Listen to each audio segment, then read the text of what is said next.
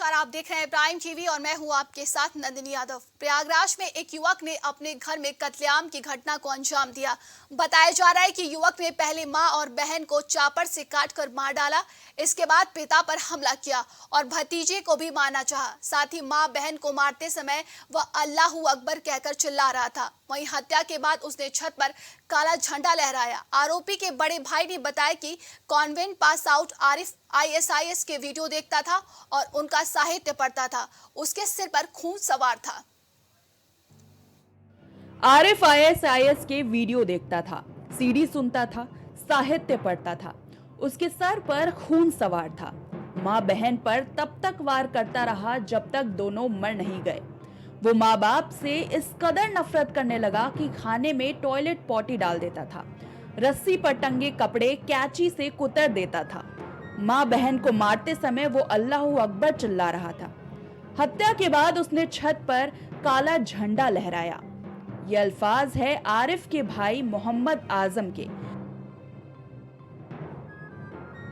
जिस वक्त आरिफ हैवान बना हुआ था, वो माँ और बहन पर ताबड़तोड़ वार कर रहा था। उस वक्त आजम ये सब देख रहा था, लेकिन डर के मारे कुछ कर नहीं पा रहा था। आरिफ की आंखों में हैवानियत और हाथ में खून से सनी कुल्हाड़ी थी। दरअसल हुआ यूं कि आरिफ जब आजम को मारने के लिए दौड़ा तो उसने कमरा बंद करके अपनी जान बचाई। प्रयागराज के करेली के गौस नगर मोहल्ले में बुधवार को हुई इस घटना को जिसने सुना वो सन्न है। यहाँ आरिफ ने घर में माँ बहन की हत्या कर दी, पिता पर भी वार किया। उनकी हालत गंभीर है। करेली थाने अंतर्गत 12 मार्केट के पास हम लोगों को सूचना मिली कि कोई घटना हो गई है। हम लोग सारे लोग यहाँ भाग कर आए हैं तो यहाँ देखा है कि एक व्यक्ति अपने पूरे परिवार के ऊपर प्रहार करता है और ज़मीन जायदाद का कुछ मसला है, उसी को लेके यहाँ विवाद हुआ है। हमें लगता है कि एक लोगों की हत्या भी हो गई है, बहनों को, भाइयों को, कई लोगों को, परिवार के सदस्यों को काफ़ी चोट आई है। यहाँ तक कि पुलिस कर्मियों को भी तेज़ाब से भयंकर हमला उनके ऊपर उस व्यक्ति ने किया है, जिससे पुलिस भी पूरी तरीके से घायल हुई है और पूरी तरीके से स्थिति नियंत्रण में पुलिस वालों ने ले लिया है। व्यक्ति को गिरफ्तार करके उसको भेज दिया गया है। हत्याकांड के बाद पुलिस ने बड़ी मुश्किल से आरिफ पर काबू पाया। पुलिस ने पूछा कि क्या चाहते हो। आरिफ बोला, मौत का मंजर। डरा देने वाली इस घटना का एक पहलू ये भी है कि आरिफ प्रयागराज के टॉप कॉन्वेंट स्कूल BHS में पढ़ा हुआ है। ये वही स्कूल है जिसमें अमिताभ बच्चन की स्कूलिंग हुई थी।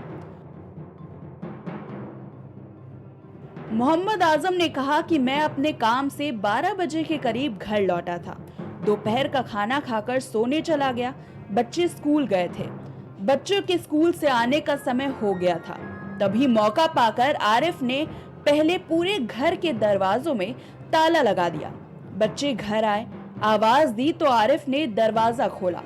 जैसे ही बच्चे अंदर आ गए, उसके बाद अचानक से आरिफ ने चापर कुल्हाड़ी से हमला करना शुरू कर दिया।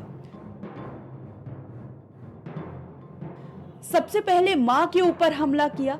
मां को बचाने दौड़े पिता मोहम्मद कादिर पर भी आरिफ ने हमला कर दिया। पिता मुझे बुलाने दौड़े तब तक उसने किचन में मेरी बहन निखत जहां के ऊपर चापर से हमला कर दिया। बहन को भी तब तक मारता रहा जब तक उसकी मौत नहीं हो गई। आजम ने बताया कि मैं बचाने दौड़ा तो मेरी बीवी और बच्चों ने मुझे पकड़ लिया। मेरी आवाज सुनकर वो हम लोगों की तरफ चापर लेकर दौड़ा। मैं और मेरी बीवी कुछ समझ पाते और मदद करने आगे बढ़ते, तब तक उसने सिलेंडर खोलकर पूरे घर में आग लगा दी। इसके बाद मेरी बीवी और बच्चे के ऊपर चापर लेकर हमला करने दौड़े। हम लोगों ने अपनी जान बचाने के लिए कमरे में बंद कर लिया। उसने दरवाजा बहुत खोलने की कोशिश की पर खोल नहीं पाया। इसके बाद तेजाब भरी बोतलें फेंकना शुरू कर दिया। उसके साथ 2 हमलावर और थे। कौन थे ये नहीं पता।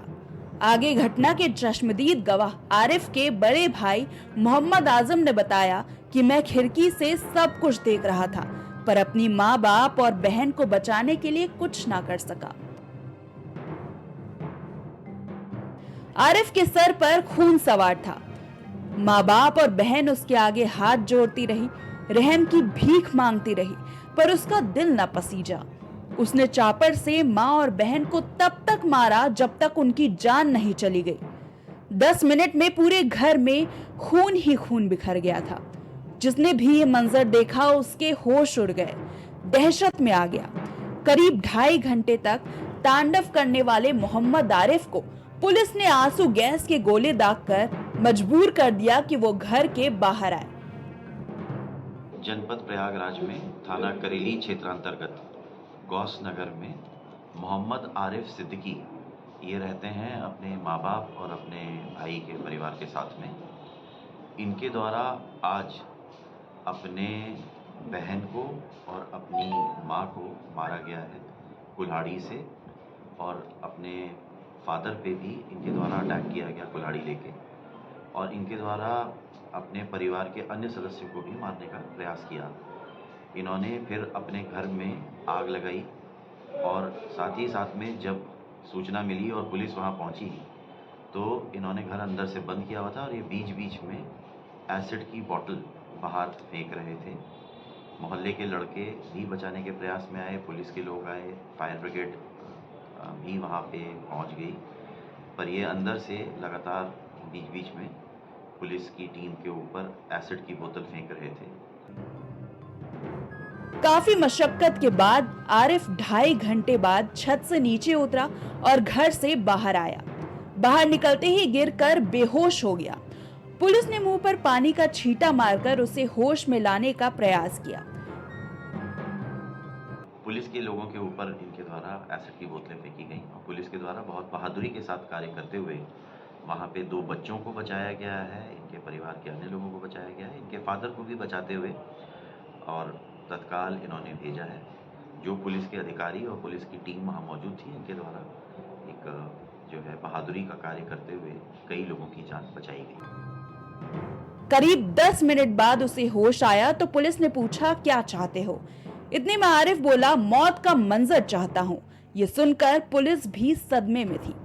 उसके चेहरे पर माँ बहन की हत्या का कोई पश्चाताप नहीं था। Desk report prime TV. हमारी इस खास रिपोर्ट में बस इतना ही। देश दुनिया की तमाम खबरों के लिए देखते रहिए प्राइम टीवी।